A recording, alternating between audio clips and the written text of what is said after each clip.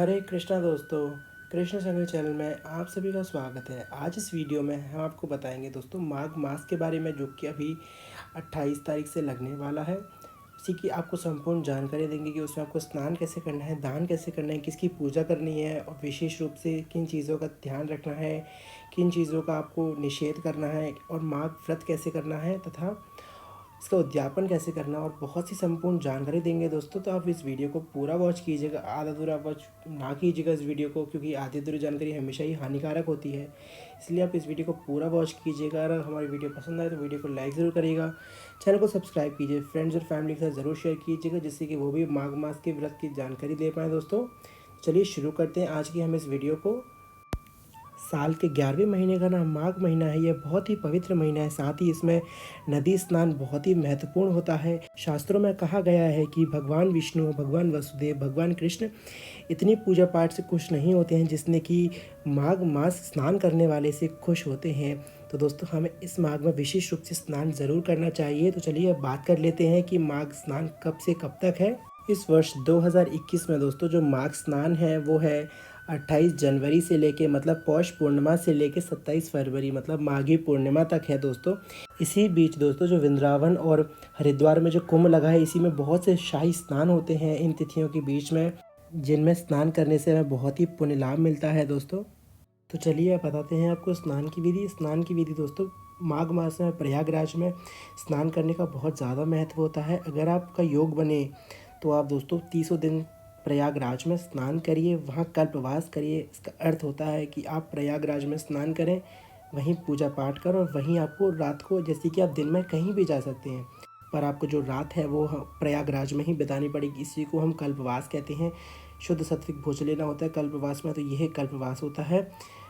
अगर आपका योग नहीं बन रहा है तो आप कम से कम 1 दिन, 3 दिन या फिर 5 दिन किसी भी पवित्र नदी पर जाकर स्नान करें, जैसे कि गंगा, यमुना, कावेरी, सरस्वती, गोदावरी, त्रिवेणी।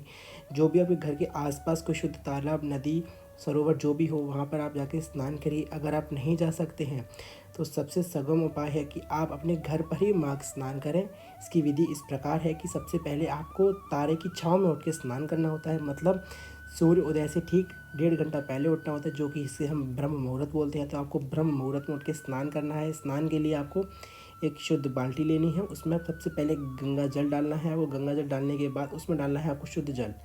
तो इसी तरह से आप और गंगा माता का स्मरण ज़रूर करिए, क्योंकि कहा जाता है कि माघ मास में जो है गंगा माँ हर जल में निवास करती हैं और सारे तीर्थ जो हैं वो प्रयागराज में आते हैं स्नान के लिए। तो क्योंकि माघ मास बहुत ही पवित्र माना गया है पद्म पुराण के अनुसार, तो इसीलिए आपको इस प्रकार से जो है स्नान करना है। साबुन और तेल का प्रयोग नहीं करना है इसमें आपको, और हो सके तो ठंडे पानी से स्नान करिए। नहीं साथ देता शरीर आपका तो आप हल्के गुनगुने पानी से स्नान कीजिए, पर आपको स्नान समय के अनुसार ही करना है। सूर्य उदय से ठीक 1.5 घंटा पहले आपको नहा के फ्री हो जाना है। इसमें ब्रह्म मुहूर्त होता है ये। तो इस तरह से जो है आपकी स्नान की विधि पूरी हो जाएगी दोस्तों। स्नान के बाद आपको करनी है अपनी नित्य कर्म की पूजा। माघ मास में बहुत ही शुभ होता है भगवान माधव की पूजा करना, भगवान कृष्ण के माधव स्वरूप की पूजा करना, भगवान शालिग्राम का पूजन, और दोस्तों कई कई प्रांतों में जो है शिव पूजा का बहुत महत्व है। वैसे तो दोस्तों भगवान तो एक ही है, निराकार भगवान तो एक ही है। भगवान ने गीता में कहा है कि वही निरसब रुद्र हैं, वही ब्रह्मा है, वही विष्णु है। पर दोस्तों जैसे कि जैसा भी आपका मन करे वैसे आप कीजिए, पर इसमें भगवान कृष्ण की और भगवान शंकर की पूजा आपको विशेष रूप से करनी है। भगवान कृष्ण को आप पंचामृत से स्नान कराइए, नहीं तो दूध से स्नान करा सकते हैं। पीले फूल ज़रूर चढ़ाइए भगवान माधव को, और इसमें आपको मधुराष्टक का पाठ करना है। आगे हम आपको बता देंगे कि आपको किन किन चीज़ों का पाठ करना है, पर एक शॉर्ट में हम आपको बता रहे हैं कि इसमें आपको माधव भगवान की पूजा और शंकर जी की विधिवत पूजा करनी है। आपको धूप, दीप, गंध, अक्षत, चंदन, बिल्वपत्र आदि फूलों से आरती, कपूर, धूप, दीप, फल प्रसाद से आप पूजा करनी है भगवान की। उसके बाद दोस्तों इसमें शालिग्राम जी को आपको विशेष रूप से जो है वो तुलसी चढ़ानी है और चंदन का लेप करना है, और तिल ज़रूर चढ़ाने हैं। माघ मास में तिल का बहुत महत्व होता है, तिल से स्नान किया जाता है। तिल का उपटन लगा सकते हैं आप, और तिल तिल बोलना चाहिए और तिल ही खाना चाहिए और तिल का ही दान करना चाहिए।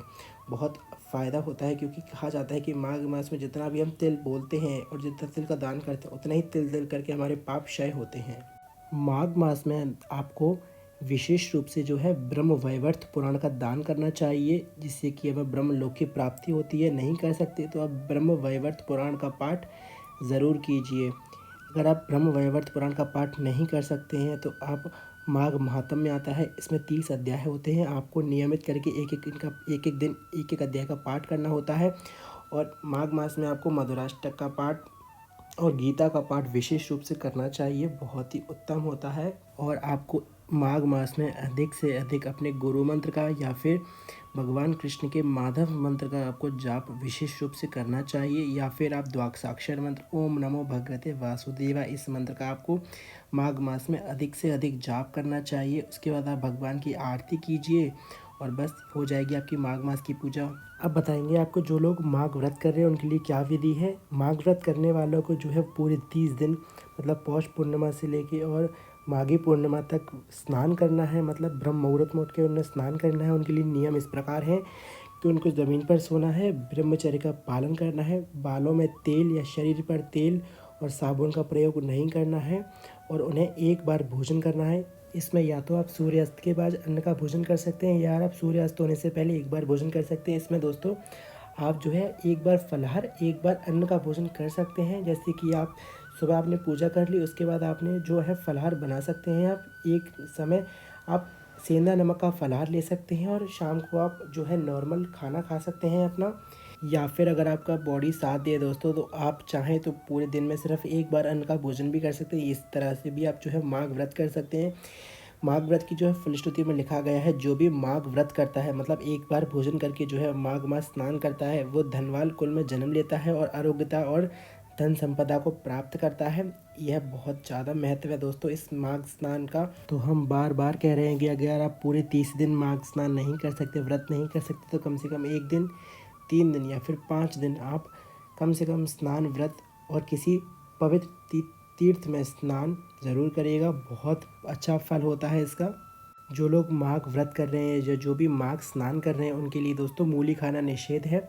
और जो लोग माघ व्रत करेंगे उनको गाजर, गोभी, प्याज, लहसुन, धनिया आदि का सेवन बिल्कुल नहीं करना है।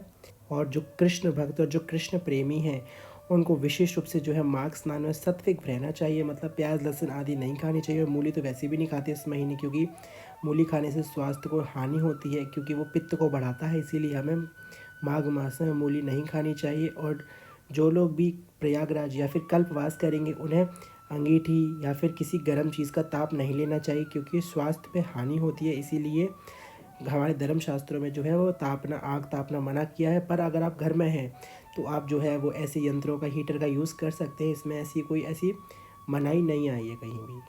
माघ मास में दोस्तों जो है हवन करने का बहुत महत्व है।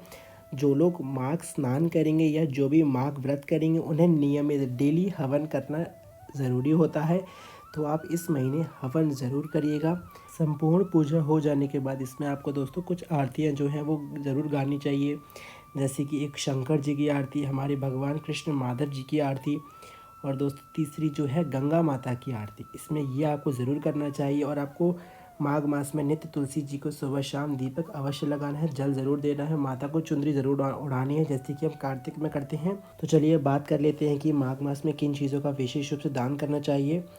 सबसे पहली चीज़, माघ में दोस्तों ठंड बहुत कड़ाके की पड़ती है, इसलिए इसमें आपको गर्म चीज़ों का दान करना चाहिए, जैसे कि कंबल हुआ, घी हुआ, 2 चीज़ों की विशेष महिमा। और तीसरा दोस्तों तिल।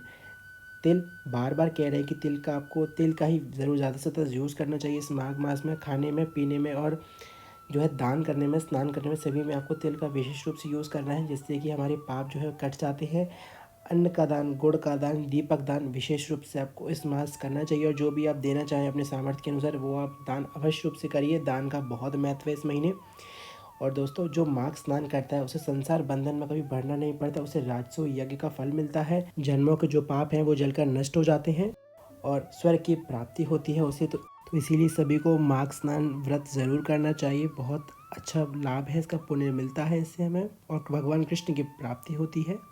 तो अब बात कर लेते हैं कि इसका आपको उद्यापन कैसे करना है। अगर आपने पूरा महीना व्रत किया है, स्नान किया है, तो आपको अपनी श्रद्धा के अनुसार 2, 5, 7 ब्राह्मण के जोड़ा को खाना खिलाना होता है। इसमें आपको उनको दान देना होता है, उसके बाद दक्षिणा देकर उनसे आशीर्वाद प्राप्त करें। इस तरह से जो है आपका माघ व्रत जो है वो पूरा हो जाएगा। यह आपको दोस्तों माघी पूर्णिमा के दिन करना है।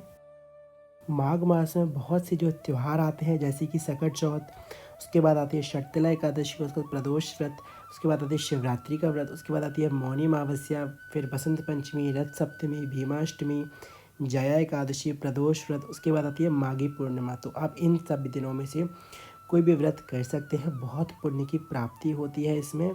तो दोस्तों कैसा लगा आपको ये वीडियो ज़रूर बताइएगा मैं कमेंट करके। दोस्तों अगर आपको पसंद है तो वीडियो को लाइक ज़रूर करिएगा, चैनल को सब्सक्राइब कीजिए। फिर मिलते हैं कोई नई वीडियो से, तब तक के लिए हरे कृष्णा, राधे राधे दोस्तों।